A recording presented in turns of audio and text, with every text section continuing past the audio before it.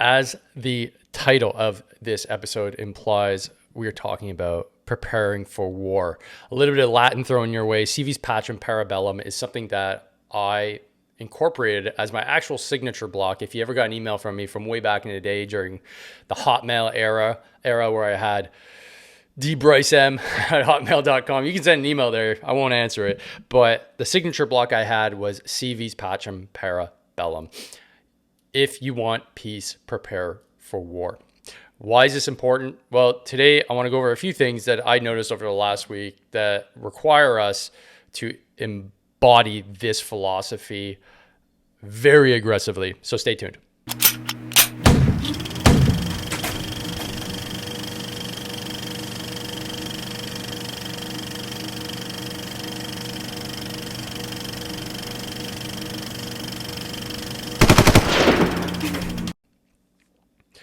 All right, folks, welcome back.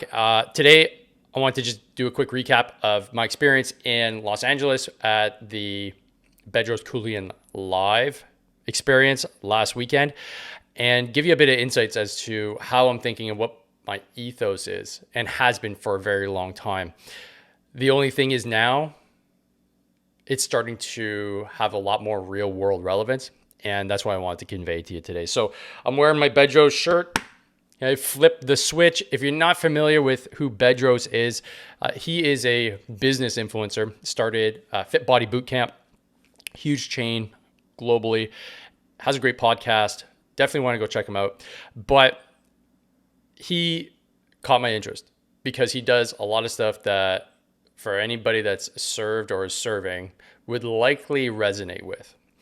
And so I started listening to his podcast. I started reading his material and I realized, hey, you know what? As an entrepreneur, as a veteran, this guy gets me. So I decided to go down and hang out with him and all the amazing guest speakers that he had in Los Angeles, or actually Costa Mesa last weekend. So I spent 4 days down there being around like-minded people. And that was the major calling for me to go down, was I wanted to be around like-minded entrepreneurs that are getting after it and recognize that average is the enemy. And to give you a bit of context too, this whole idea of preparing for war is the reason why this podcast is called the Hard to Kill podcast. Being harder to kill is being prepared. It's being able to not only foresee, but also react to a life-threatening situation, or to literally have longevity into your 70s, 80s, and 90s, which is more likely the case. Now, in the event that something does pop off, being able to fight, being able to run, being able to push something off yourself, being able to protect your family, these are all critical components of being a man, in my opinion.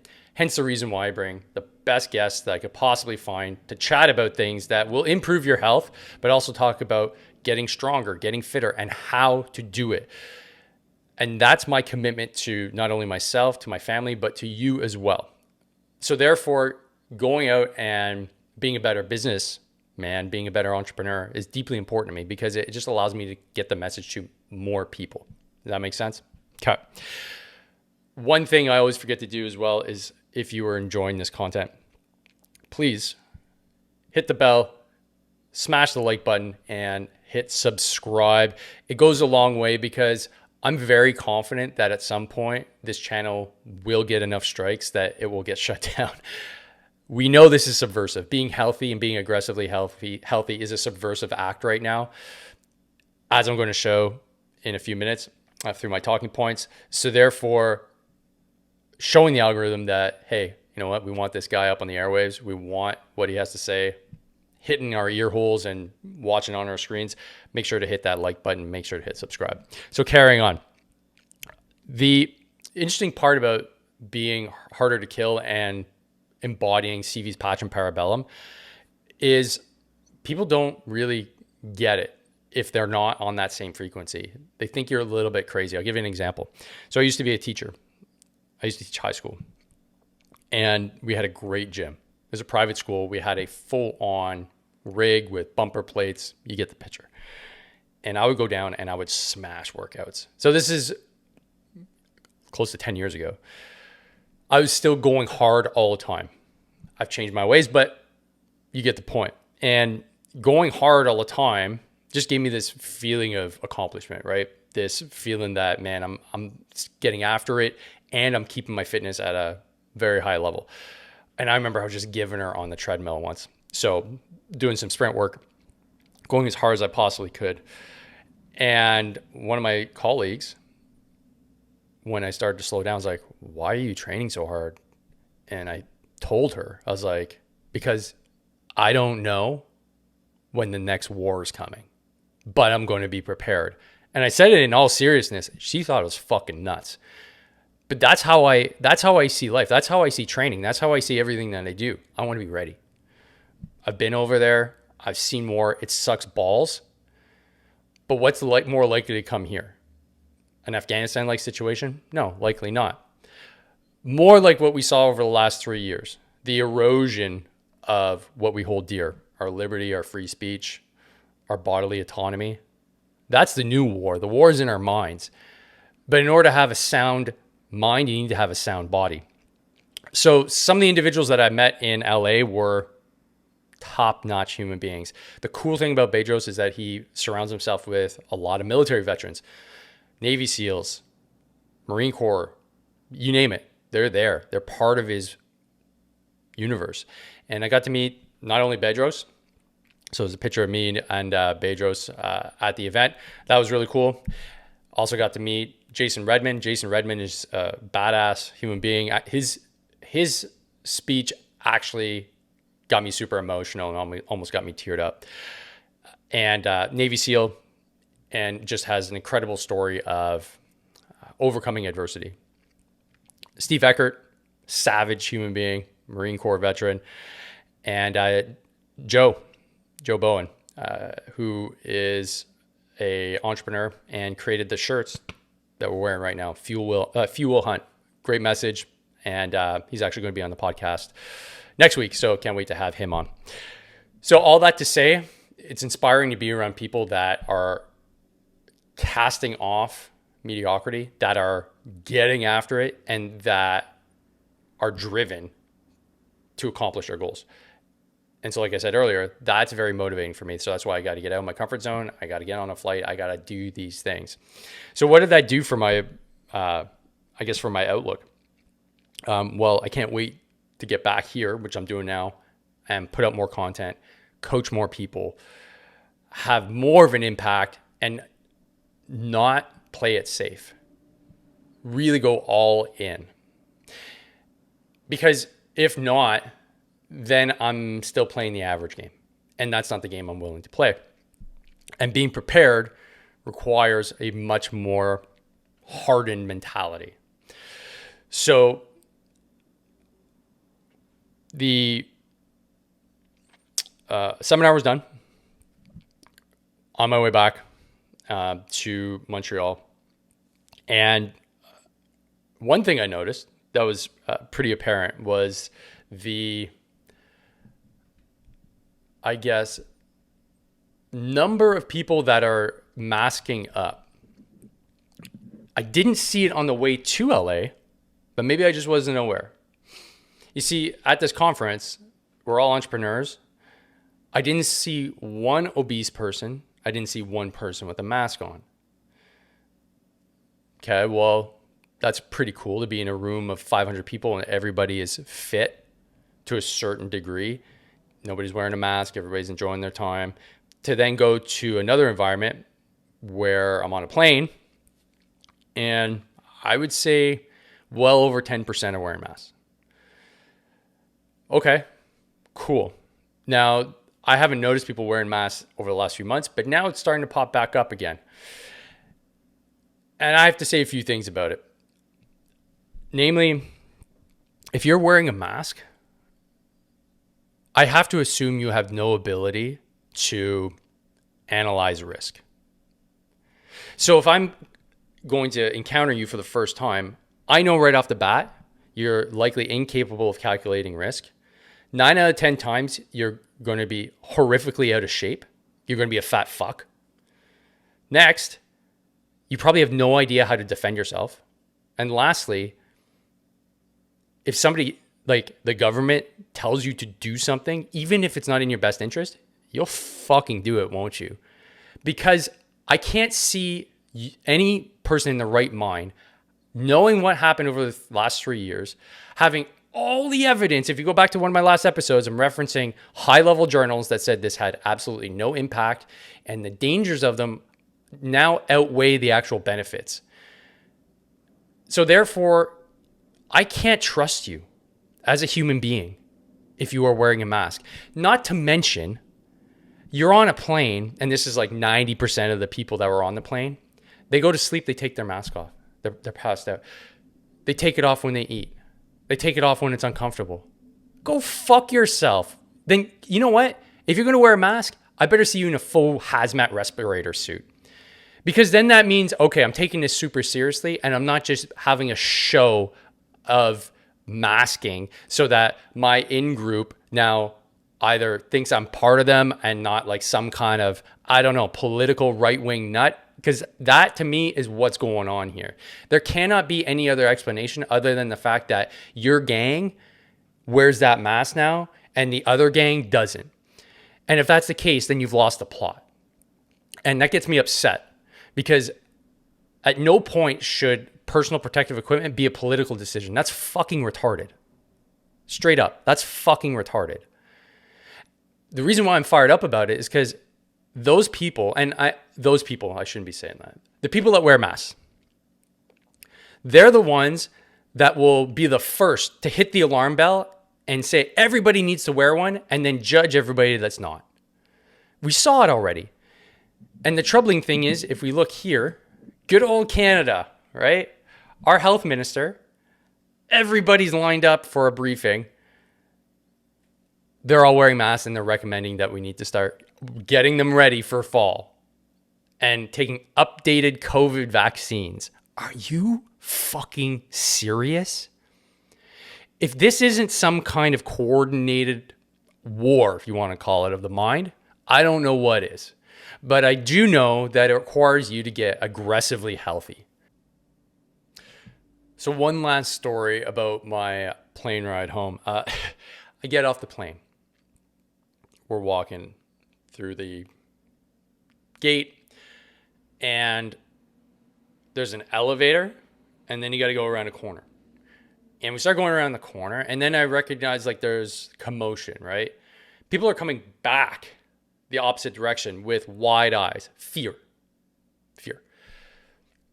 And as I get closer, I realize there's stairs here. Oh, not only that, the escalator has broken down. It's not working. People have panicked because they have to go up 2 flights of stairs or a stationary escalator. And now we're causing a human traffic jam because they're trying to get onto the elevator to go up 2 flights of stairs. Now, this isn't just 80-year-old frail women.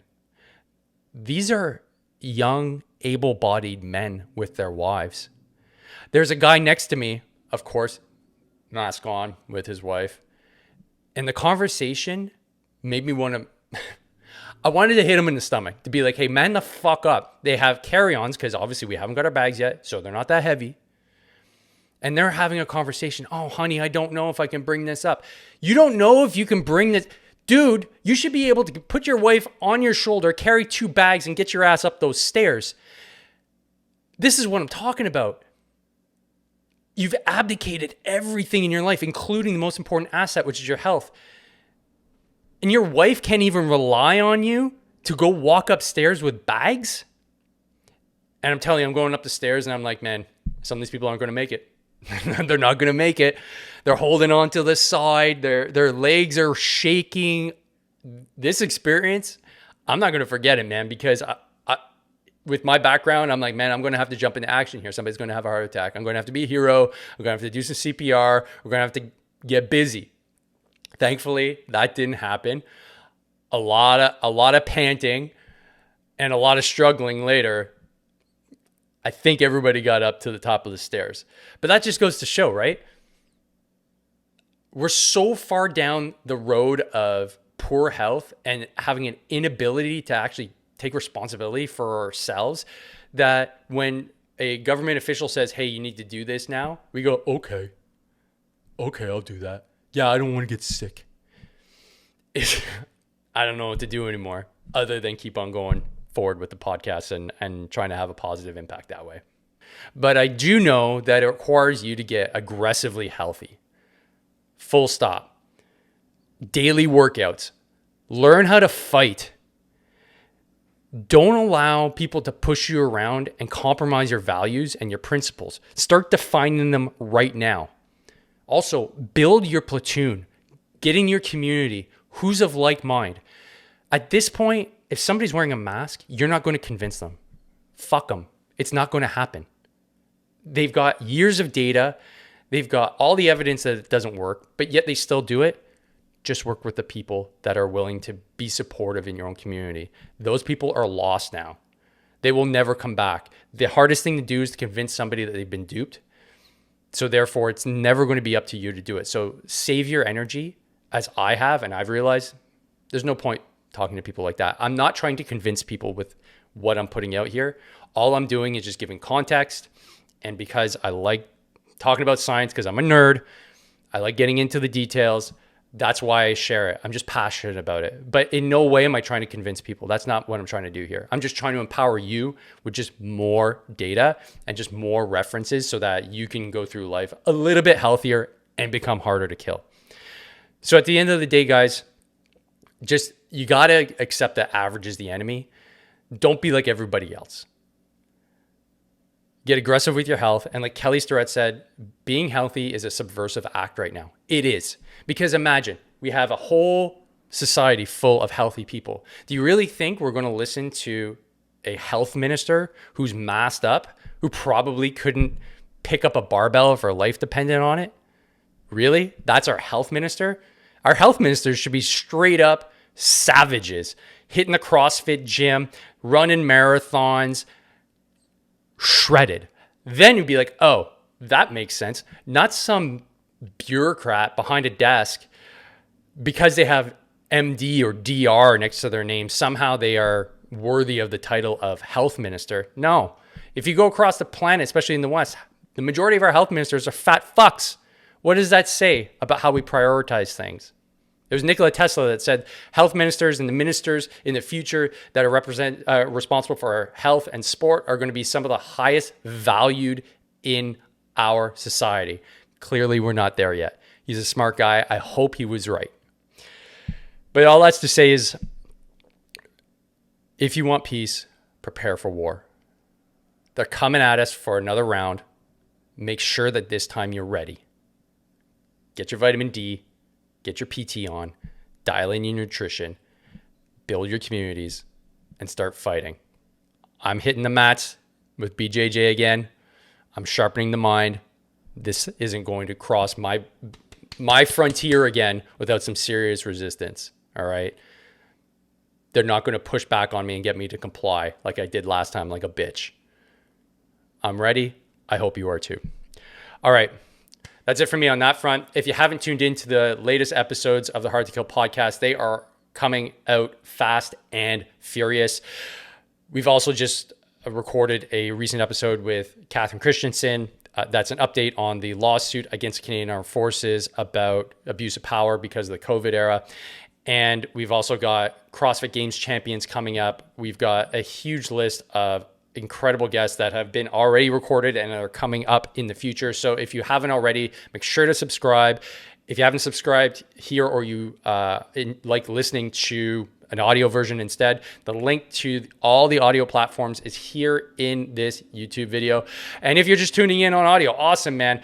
But make sure to leave a comment. It helps immensely grow the podcast. And if you could share with just one friend, seriously, just share an episode. If it's this one, if it's another one, share an episode just with one friend. That's how this podcast grows organically. And that is how we get into more and more and more brains and souls of individuals that want to be harder to kill. All right, that's it for me, guys. Thanks for tuning in. Don't forget, train hard, fight easy. See you on the next one. Peace.